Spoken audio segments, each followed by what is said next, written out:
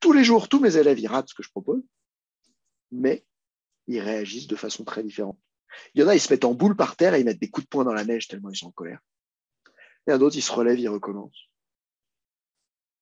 Il y en a d'autres qui changent leur respiration.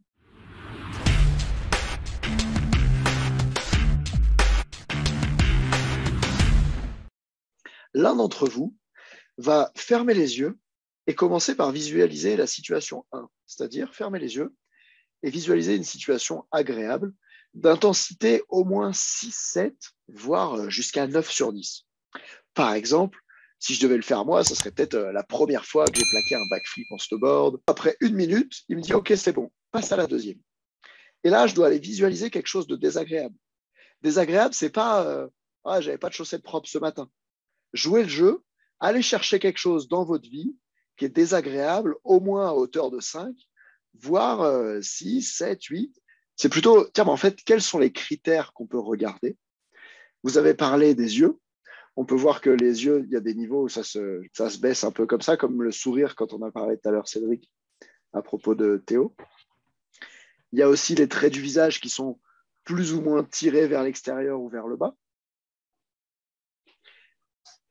Les épaules plus ou moins hautes et qui bougent ou pas pendant la respiration. Et en fait, il y a une partie de tous ces critères-là qui sont plutôt juste communs à l'être humain plutôt que communs à Théo. Bien sûr, il y a des spécificités individuelles, mais en général, si vous apprenez à lire un peu les gens, vous allez voir que tout le monde réagit un peu de la même façon avec son non-verbal. Il y a des grands critères qui reviennent et d'autres qui sont spécifiques à la personne. Du coup, un des trucs faciles, c'est d'observer ces grands critères qui sont pas spécifiques justement à la personne, mais qu'on voit plutôt chez tout le monde.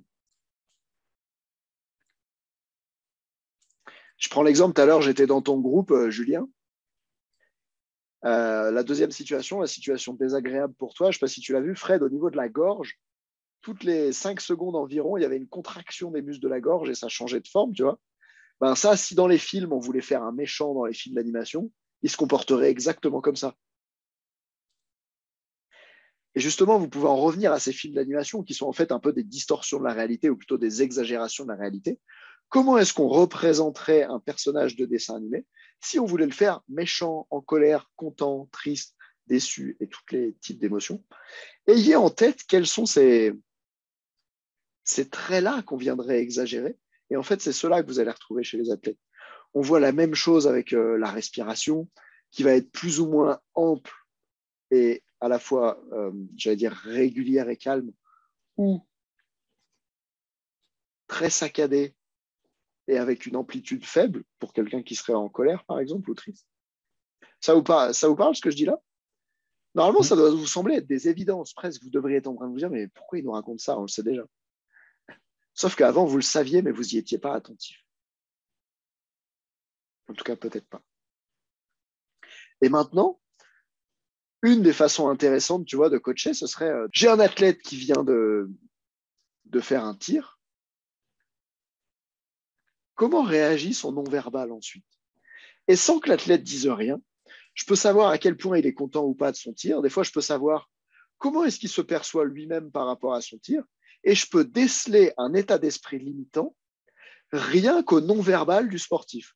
Moi, ça m'arrive tous les jours dans mes cours de snowboard où tous mes élèves y ratent. Bah oui, le snowboard, c'est un nouveau sport, c'est un sport extrême et ils ne savent pas le faire, c'est pour ça qu'ils achètent des cours. Tous les jours, tous mes élèves y ratent ce que je propose, mais ils réagissent de façon très différente. Il y en a, ils se mettent en boule par terre et ils mettent des coups de poing dans la neige tellement ils sont en colère. Il y en a d'autres, ils se relèvent, ils recommencent. Il y en a d'autres qui changent leur respiration. Et surtout, la chance que j'ai dans le sport qu'ils font, c'est qu'il y en a, ils vont mettre 1 minute 30 avant de s'engager. Ils sont là, debout sur les 2 pieds, et ils attendent avant d'y aller. Et en fait, je voudrais que vous ayez en tête que le non-verbal, ce n'est pas juste les micro-expressions faciales, c'est beaucoup plus large que ça. Un peu comme si vous rencontriez quelqu'un qui ne parle pas votre langue, mais que juste en voyant comment il se comporte à l'aéroport, ou le serveur d'un restaurant d'un pays asiatique que vous ne parlez pas du tout la langue, juste à son non-verbal, vous pouvez savoir si ça va être un bon serveur ou pas, et si vous pouvez créer une relation avec lui. Souvent, on va atteindre ce résultat-là en enlevant d'autres informations. Exemple, aujourd'hui, je donnais cours de snowboard dans le brouillard total, et puis il y avait de la neige, on n'y voyait rien, il y avait de la buée dans le masque, bref. Et il y avait plein de bosses sur les pistes. Et les élèves, ils me disent, ah, c'est un problème, j'y vois rien. Pour moi, c'est plutôt un atout.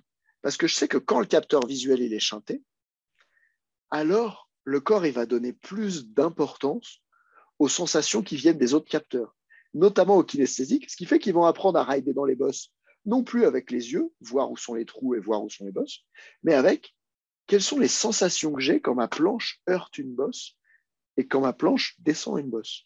Vous voyez ce que je veux dire? Et donc pour vous, c'est des fois, si je laisse moins de place à la conversation, à quoi est-ce que je vais laisser plus de place grâce à ça? Parce que notre cerveau, il ne peut pas se concentrer sur tout à la fois. J'espère que vous en êtes conscient. L'attention, elle est vraiment limitée. Et donc, des fois, d'enlever, ça permet d'avoir plus.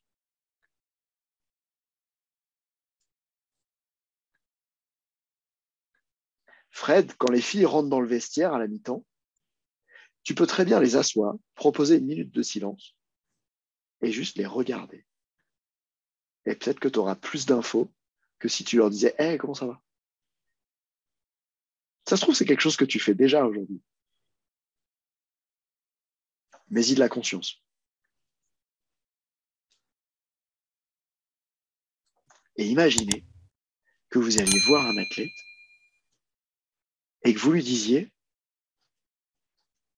ça fait une minute que je te regarde et j'ai l'impression que tu, et là vous décrivez, vous mettez des mots sur ce que ressent d'après vous la personne.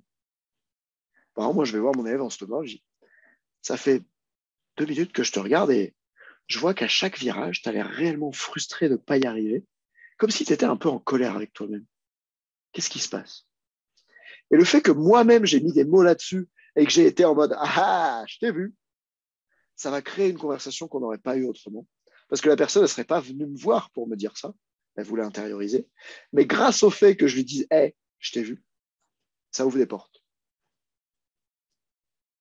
Et c'est vraiment fort. Alors profitez-en. Ça prend un peu toute une vie d'être capable de faire ça. Et par exemple, moi, quand je vais en formation hypnose, une des difficultés qu'on rencontre, c'est comment on utilise les yeux pour faire ça. Parce que quand tu mets la personne en transe, des fois, tu regardes son visage, mais en fait, c'est sa main qui va se mettre à bouger. Et donc, tu en es même à comment je peux placer ma vision périphérique pour pouvoir voir à la fois son visage et sa main, et à la fois les oscillations de son corps. Bref, ce que je vous présente ce soir, c'est comme si on voyait là le niveau 1. Imaginez que les niveaux ils sont très étendus. Moi, je ne suis pas encore au niveau 100. Mais c'est une compétence qui est juste géniale à développer et qui va vous sauver dans votre vie de couple ou dans vos relations entre amis, et pas que au travail comme entraîneur.